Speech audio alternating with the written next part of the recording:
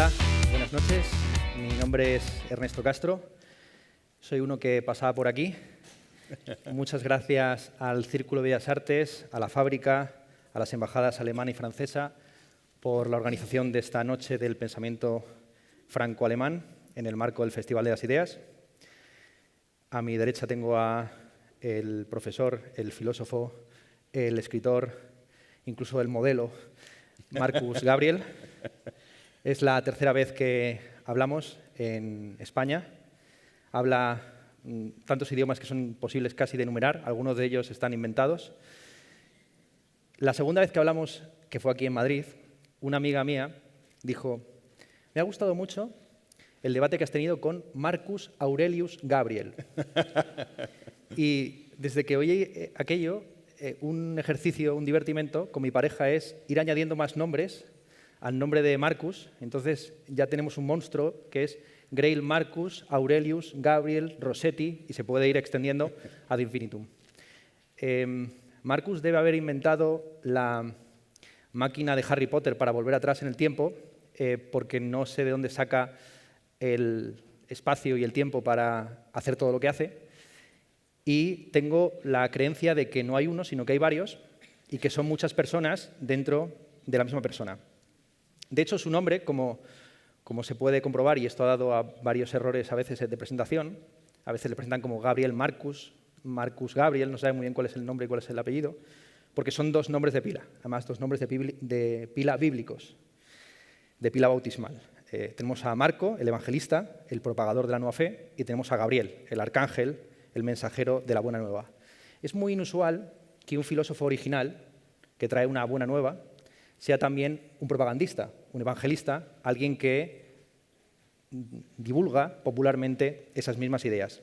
Sin embargo, el caso de Marcus sucede así. En España tenemos, en el contexto de habla hispana, traducidos varios de sus libros.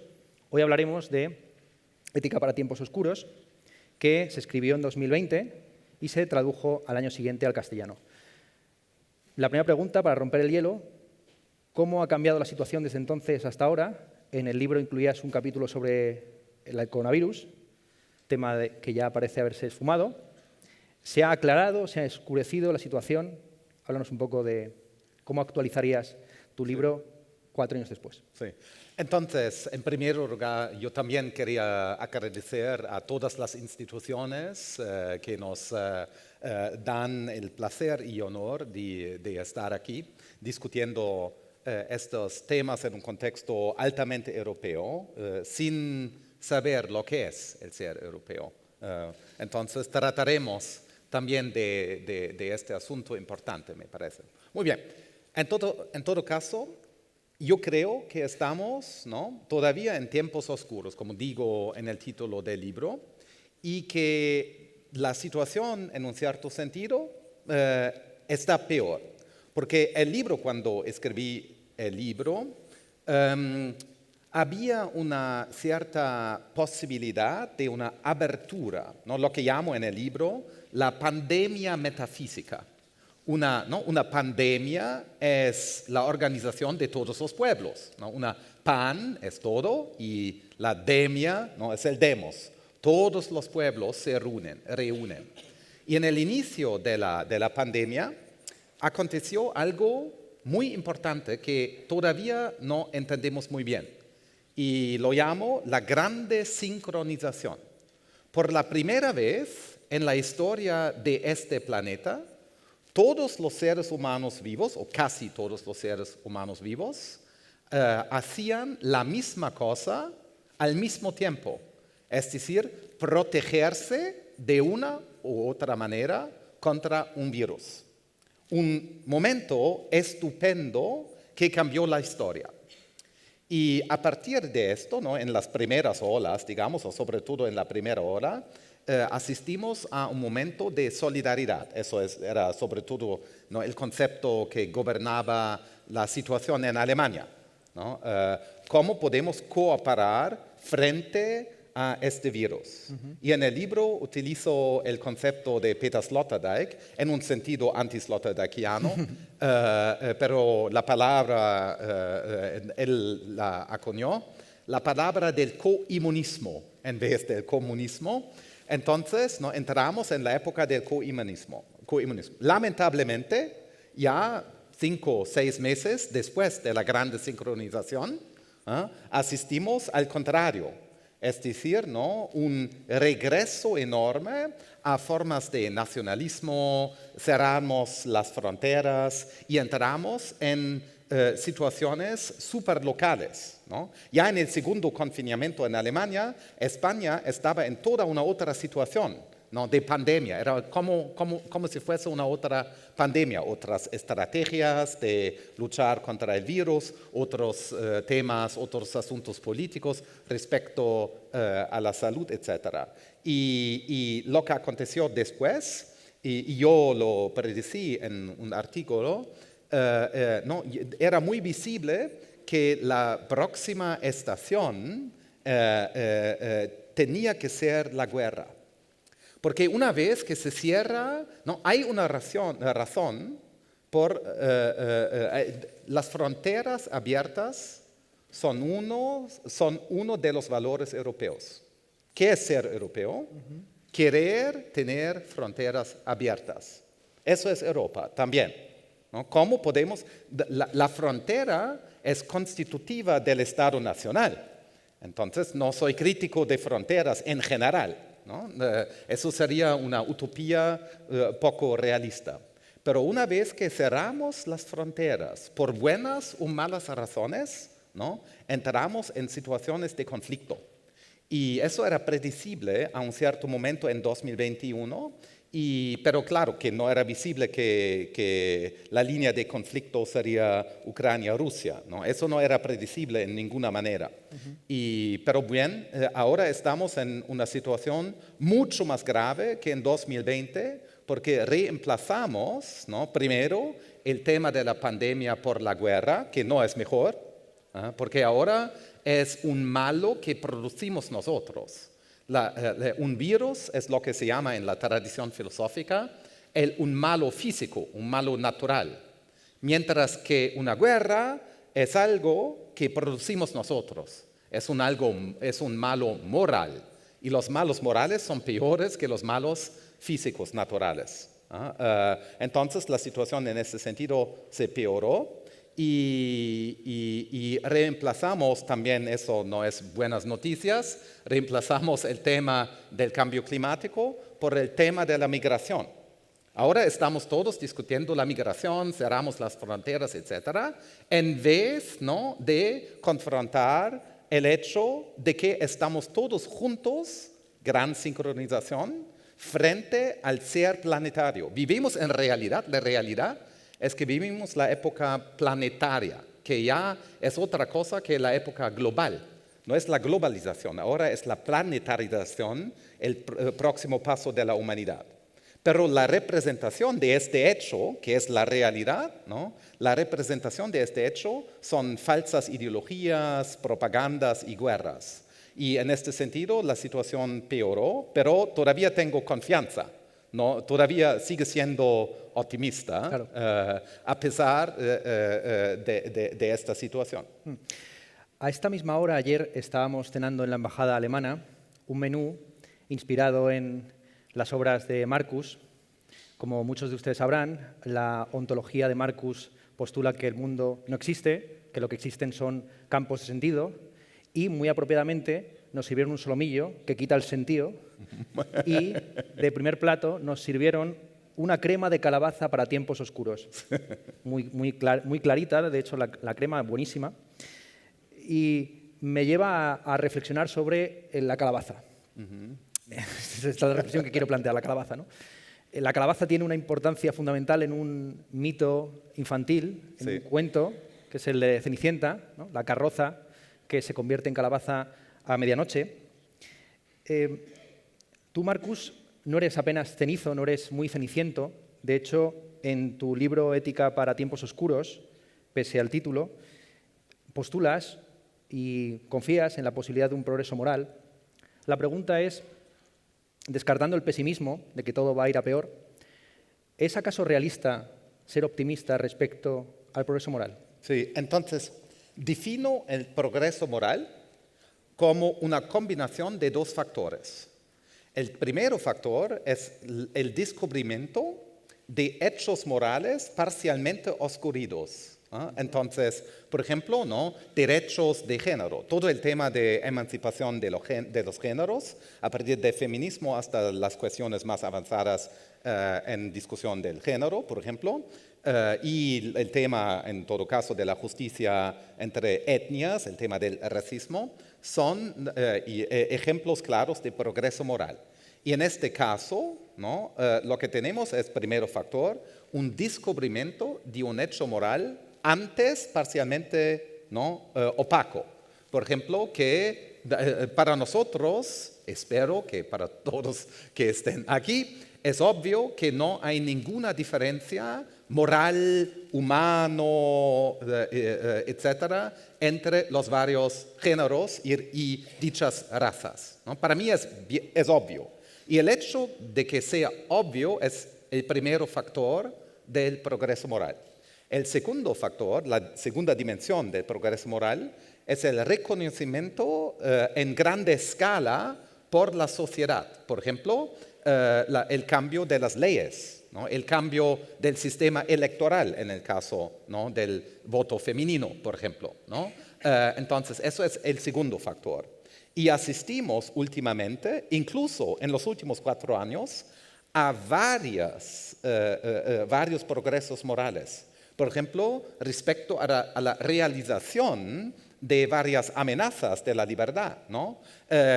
2 días después del inicio del ataque de Rusia contra Ucrania, por coincidencia, llegué a Stanford y cené con Francis Fukuyama, ¿no? El gran pensador del fin de la historia, y él venía, ¿no? de un encuentro con otros intelectuales y políticos que discutaban la situación.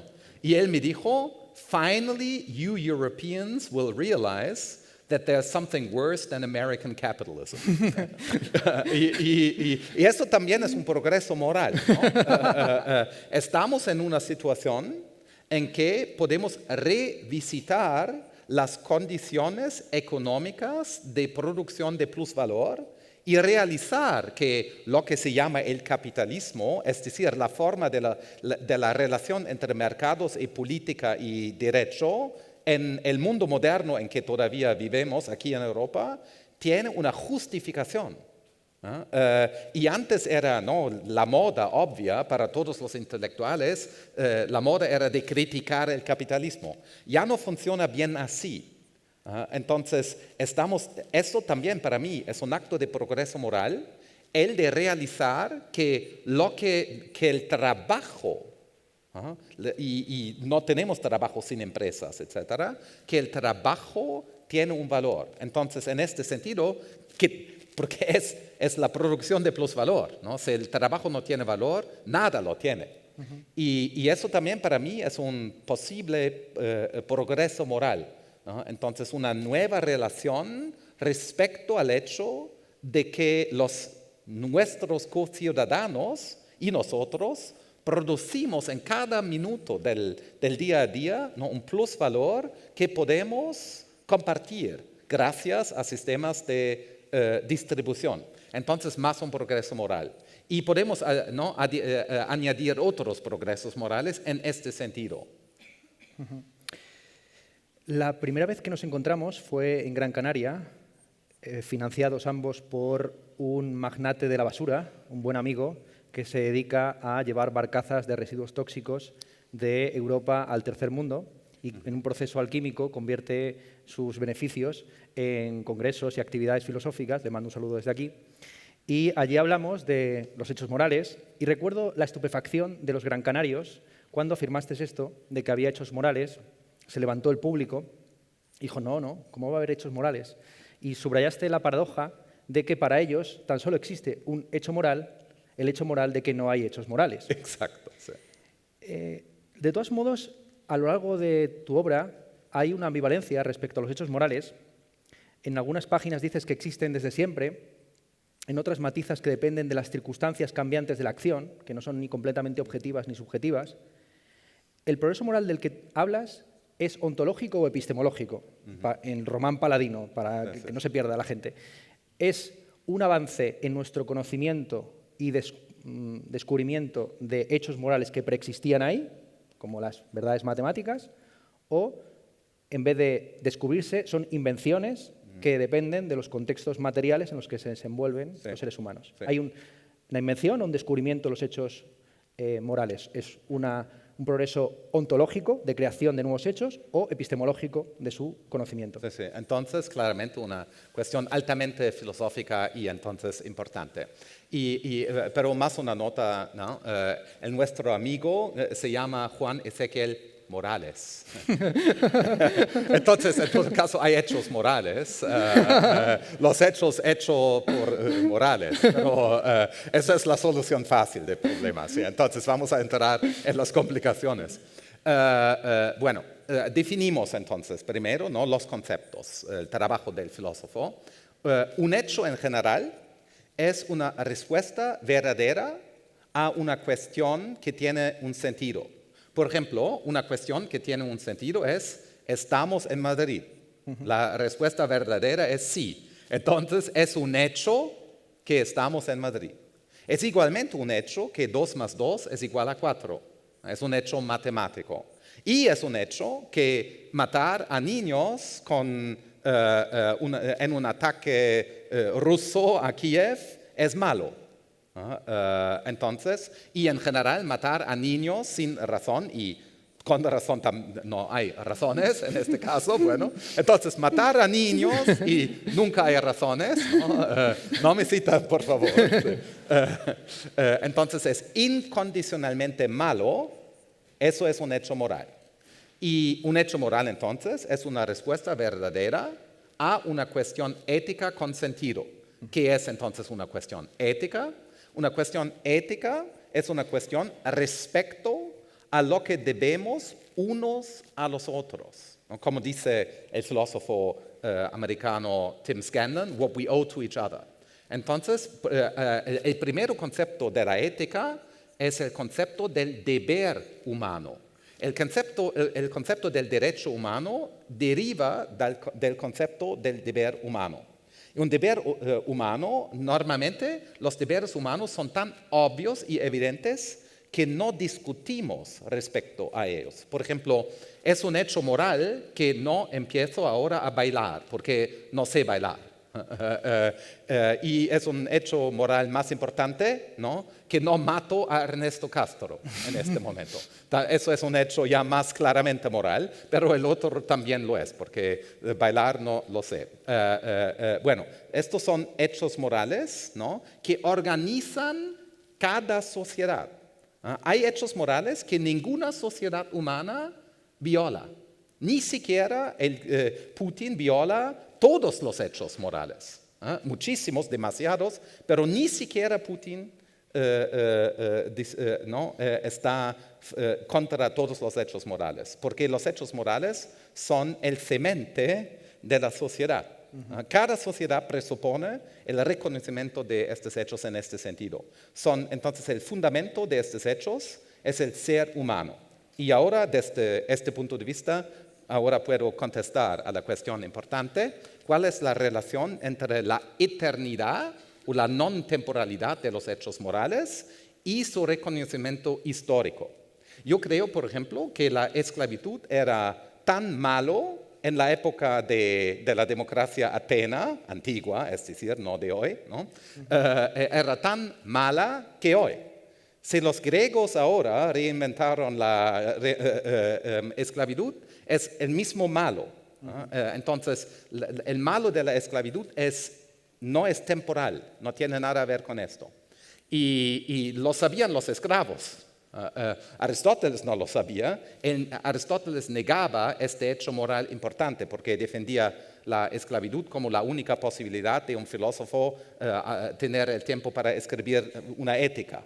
Entonces, eso es el argumento, eso es un trailer de la ética nicomágica de Aristóteles, es una grande defensa de la esclavitud y, bueno, se equivocó. Y esa es la primera tesis. Entonces, los hechos morales en ese sentido no tienen tiempo. Pero el progreso moral tiene tiempo. Es decir, ¿no? Uno puede descubrir, una persona sola es capaz de descubrir un hecho moral parcialmente oscurecido por propaganda, falta de imaginación, maldad, etc.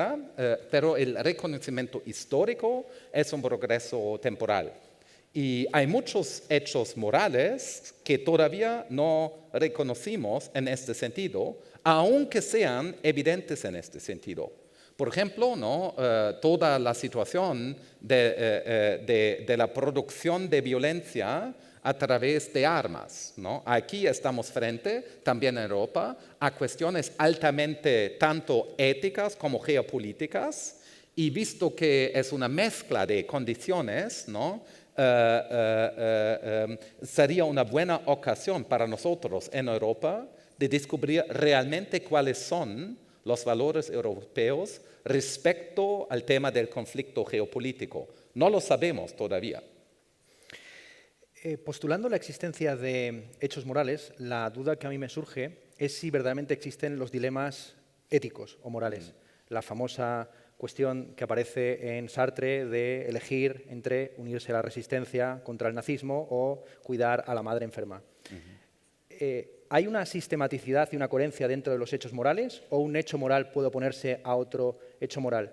Y si postulamos la existencia de una coherencia entre todos los hechos morales, ¿eso no supone de alguna forma restablecer una intuición o imagen del mundo, ya no como conjunto de todas las cosas, sino como conjunto de todos los valores que armónicamente se relacionan entre sí? Sí. ¿Cuál es la relación que existe entre los valores éticos y también de los valores éticos con otros tipos de valores, los estéticos y los políticos? Y si es posible establecer una jerarquía entre la ética, la política y la estética sin postular una serie de esferas concéntricas que parecerían mundos morales o valorativos o axiológicos, restableciendo esa filosofía metafísica contra la cual te levantaste en tu famoso libro Porque el mundo no existe. Sí, sí. Entonces, dos dimensiones, ¿no? Veo dos dimensiones en tu análisis. La primera dimensión es la cuestión, ¿no?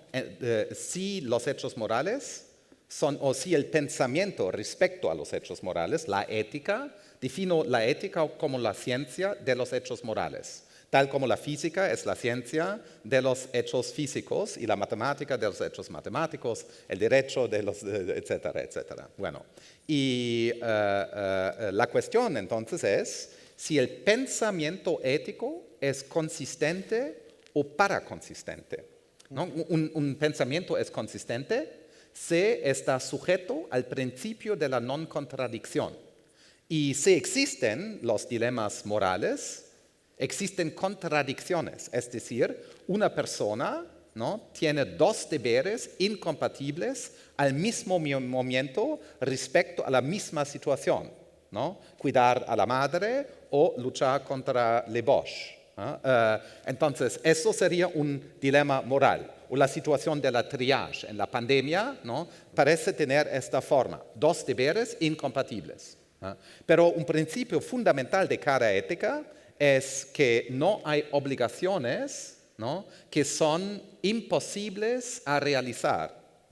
Nemo contra possem obligatur. Es un principio súper importante de cada ética. Entonces, no puede haber, si decidimos que la ética es consistente, no pueden existir los dilemas morales.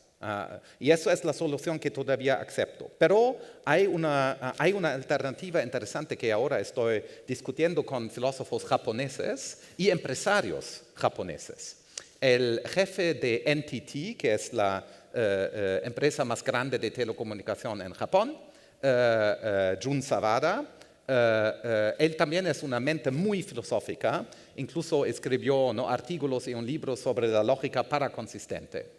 Y él defiende la idea, con unos filósofos en Kioto sobre todo, que la ética es paraconsistente. Paraconsistente es decir que no hay partes de la ética que hay dilemas, pero eso no afecta a toda la ética. Entonces podemos ¿no? Pensar un espacio lógico para la ética que tiene dimensiones para consistentes, ¿no? Eso es posible, lógicamente, sin contradicción. Tenemos los modelos matemáticos para modelizar esta situación. Eso es una alternativa bien compatible con lo que defendía antes. Pero todavía prefiero la posición de la consistencia completa. Lo que me lleva a la segunda dimensión de tu pregunta. Entonces, ¿cuál es la relación entre las dichas esferas normativas, ¿no? Los valores estéticos, políticos, éticos, los derechos, etcétera? Todas las esferas normativas en que los valores están en cuestión. El bello y el feo, el verdadero y el falso también son valores, ¿no? Y sobre todo el malo y el bien. Entonces, ¿cuál es el legal y el ilegal, lo ilegal? ¿Cuál es la relación entre estas esferas? Y en este punto continúo defendiendo precisamente la no existencia del mundo. El problema de la situación humana, es decir, la nuestra libertad, es precisamente el hecho de que no hay ninguna esfera normativa que determina a todas las otras esferas normativas. Lamentablemente no hay conspiración. Claro. Lamentablemente es imposible, ¿eh? Porque la política determina algunos procesos normativos, pero no todos, ¿no? La política, por ejemplo, aquí, ¿no? Afortunadamente, no determina el derecho. Y el derecho no determina totalmente la política. La estética no determina nada, ¿no? Me congratulo como profesor de estética. Sí, sí. Me encanta, la estética es importante, pero precisamente no determina. El próximo libro que sale es La libertad radical del arte, en que defiendo la idea que el arte no tiene ninguna función política.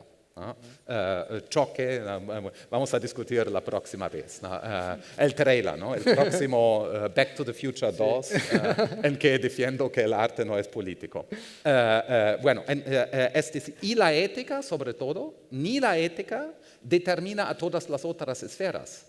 Porque en el contexto, claro, que en el contexto político, ¿no? Y los diplomatas lo saben mucho mejor que nosotros, que en el contexto político y geopolítico, ¿no? Claro que hay una ética, ¿eh? Pero también hay consideraciones y negociaciones más allá del bien y del malo.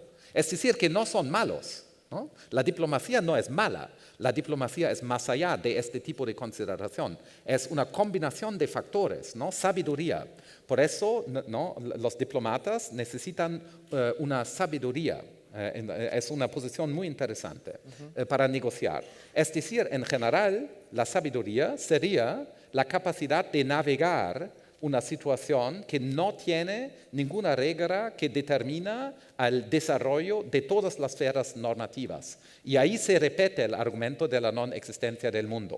Es decir, la esfera de los valores éticos, según la teoría que estoy ofreciendo, ¿no? Es consistente, entonces sistemático, mientras que la totalidad de las esferas normativas no lo es. Ahí estamos frente a la contradicción, al antagonismo y sobre todo a la libertad humana.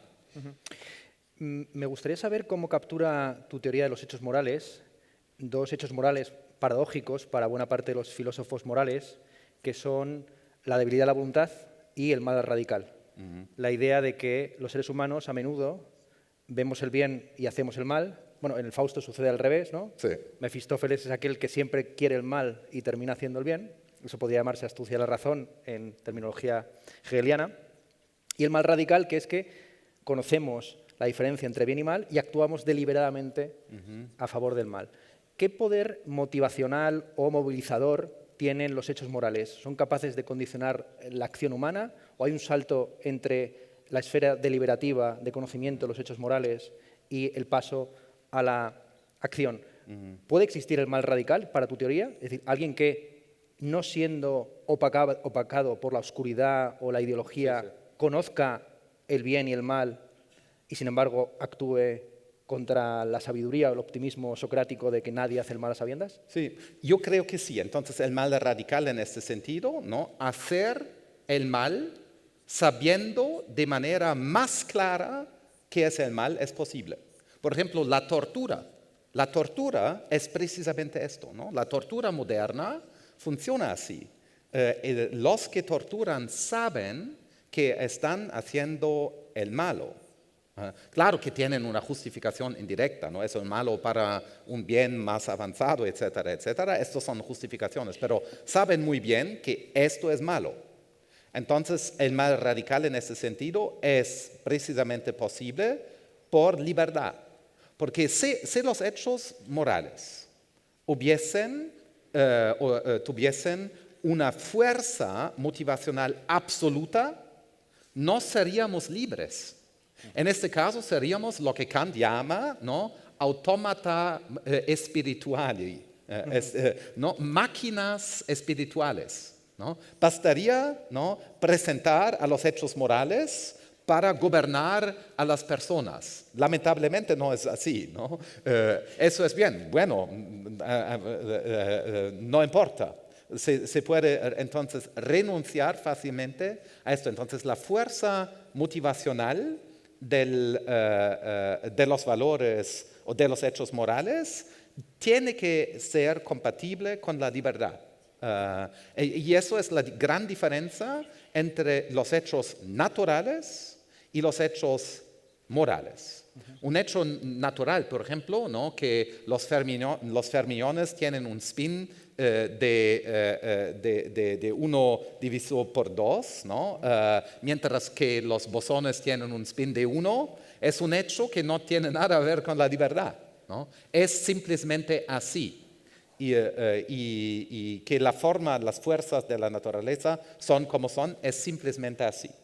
Mientras que los hechos morales, ¿no?, abren un espacio de decisión entre opciones. Y eso es la diferencia entre ética y física.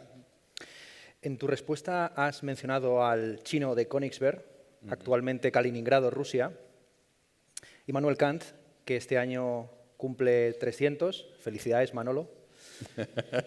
También se cumplen 40 años de la muerte de Michel Foucault. Dado que estamos en la noche del pensamiento franco-alemán, probablemente no haya un eje franco-prusiano más importante que la afinidad entre estos dos autores, que ha llevado a Mauricio Ferraris y a ti mismo a calificarlos de Foucant, ¿no? Foucant es, en buena medida, un conglomerado ideológico filosófico que domina, en buena medida, el pensamiento contemporáneo, como una especie de sentido común constructivista que no está exactamente en ninguno de los dos autores, pero sí en las versiones más degradadas y divulgativas de ambos. Tú has sido muy crítico con ambos autores, pero también tienes algo en común con ellos, que es la apreciación de la ilustración.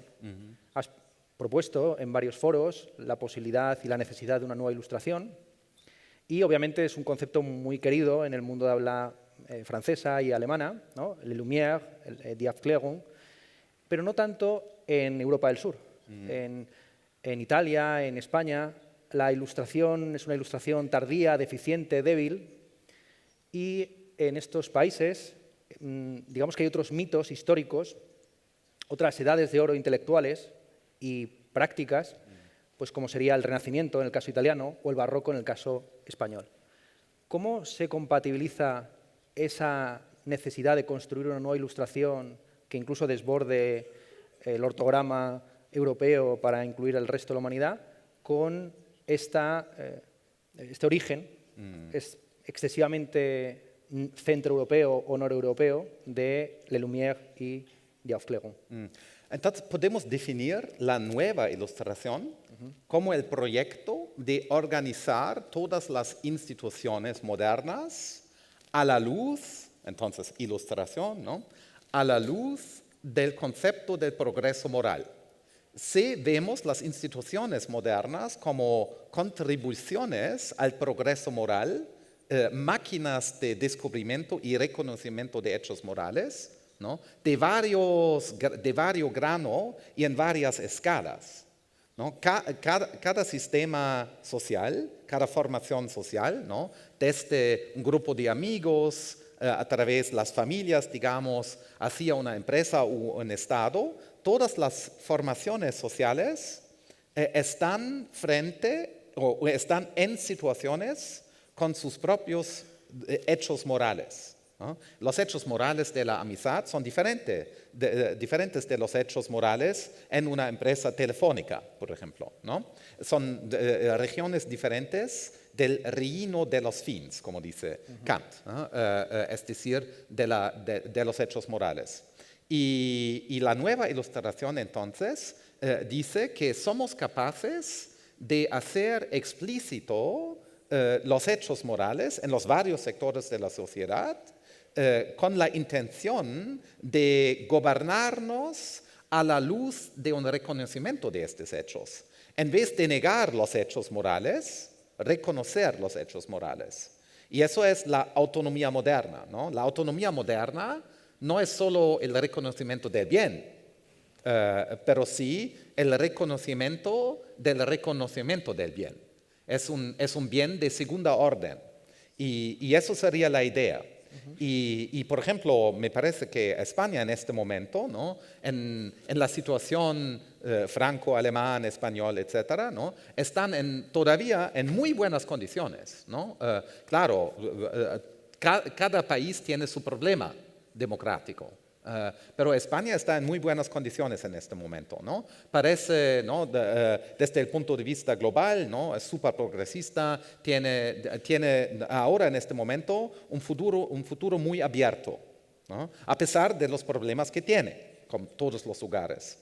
Y en este sentido me parece que, ¿no? La entrada un poco tardía de la España en la familia de las democracias liberales también es una ocasión para evitar ¿no? ciertas paradojas que después surgían en otros lugares, ¿no? La famosa Europa de varias temporalidades, ¿no? También es una chance para Europa. Y por eso veo, ¿no? la España como precisamente, a pesar ¿no? de toda una otra relación con la ilustración, en buenas condiciones, precisamente para contribuir en esta manera, como esta noche, al proceso de la ilustración. Y no es por coincidencia que Foucault, ¿no? que todo Foucault inicia con una interpretación de Velázquez. Entonces, no hay, lamentablemente, a los amigos franceses, no hay ilustración francesa postmoderna sin influencia española. Claro. Entonces, un caso muy europeo. Una última pregunta sobre las políticas de identidad y la filosofía de la diferencia. En tu libro exploras la paradoja que está en la construcción de fronteras morales en base a diferencias culturales. Como bien dices, toda relación de diferencia es simétrica, es decir, que A se diferencia de B por la misma propiedad que B se diferencia de A, es decir, que dos conjuntos o entes tienen en común aquello en lo que se diferencian, tienen una identidad que se basa en su diferencia. Sin embargo, quería preguntarte si tu definición de los hechos morales y de la comunidad moral se apoya sobre algún tipo de límite o de definición identitaria, o puede esa comunidad moral expandirse, o ya está expandida desde el comienzo, y nosotros lo vamos descubriendo. En la página 190 del libro abres la posibilidad de una ética ecológica y antiespecista que contemple a los animales, a los seres sintientes y a los ecosistemas como pacientes morales. Sí. Yo creo que casi todos los autores, por lo menos del contexto contemporáneo, aceptará que los animales son pacientes morales en algún sentido u otro, más allá de la cuestión de los derechos o no. Pero resulta más paradójico pensar en conjuntos holísticos que ni sienten ni padecen, como el medio ambiente o la naturaleza, como pacientes morales. Y resulta todavía más raro pensar que si estos son hechos morales genuinos, que los animales y la ecología son pacientes morales, estos hechos preexistan desde el Paleolítico. Es decir, que los hombres del Paleolítico estuvieran equivocados moralmente al cazar un ciervo o al quemar un árbol. Entonces, esta cuestión de las fronteras y de las definiciones de lo moral nos devuelve otra vez a un poco el tema de fondo, ¿no? Que es cómo definimos los hechos morales y cuál es su relación con el desenvolvimiento histórico. Entonces, la cuestión importante es qué posición tiene el ser humano en la estructura de la realidad? ¿Cuál es la posición del ser humano en el cosmos? Como lo dice en un título famoso el filósofo Max Scheler. Entonces, ¿quiénes somos en cuanto a seres humanos? Y sabemos, gracias a los grandes descubrimientos científicos de los últimos 150 años más o menos, preparados sobre todo en la ilustración francesa del siglo XVIII, ¿no? Laplace, no hay nada sin Laplace, solo mencionando uno de los grandes. Bueno, gracias a estos descubrimientos sabemos que un ser humano, un animal humano, un individuo, es un conjunto de procesos ecológicos. Por ejemplo, ¿no? La biomasa de un organismo humano es más virus y bacteria que células humanas. Es un hecho, ¿no? Es agua, bacterias, virus y alguna materia orgánica humana. Entonces, esto aquí es una comunidad de muchísimos animales y a veces a una revolución, como el caso del coronavirus, era más o menos una revolución, ¿no? De los otros animales que viven conmigo en una simbiosis. Y no es siempre buena la simbiosis. Bueno, pero lo somos así. Eso es un hecho respecto a los animales humanos, que somos, cada uno de nosotros, es un sistema de sistemas, de sistemas, de sistemas. Entonces, los individuos ya son ecosistemas. Eso no tiene nada a ver con una política especialmente verde. Es un hecho un hecho zoológico respecto al animal humano. Es por eso que defiendo, ¿no? Un liberalismo ecosocial, segundo el cual el animal humano ya es una sociedad. Es un sistema de agentes múltiplos, como dice el filósofo japonés Yasuo Deguchi. Él habla de nosotros en vez de yo. Cada yo es un nosotros. Y si eso es verdadero, entonces estamos frente a una ética relacional. Lo que es también, ¿no? Un gran tema en el pensamiento contemporáneo, dicho africano, etcétera, etcétera, ¿no? La primacía de las relaciones entre los individuos. Y tenemos que combinar los dos factores, ¿no? El individuo con el hecho de su integración en sistemas más amplios. Pero, bueno, y eso implica que la cuestión de los animales, claro que hay una ética respecto a los animales, pero todavía no sabemos muy bien ¿qué ética sería? Porque vivir es matar. No podemos ni respirar sin matar a otros animales. Eso también es un hecho, ¿no? Vivimos en una corrida continua respecto al ambiente. Entonces la cuestión es cómo podemos estar en una situación éticamente aceptable respecto al ecosistema ¿no? en que estamos integrados. Eso es la idea, ¿no?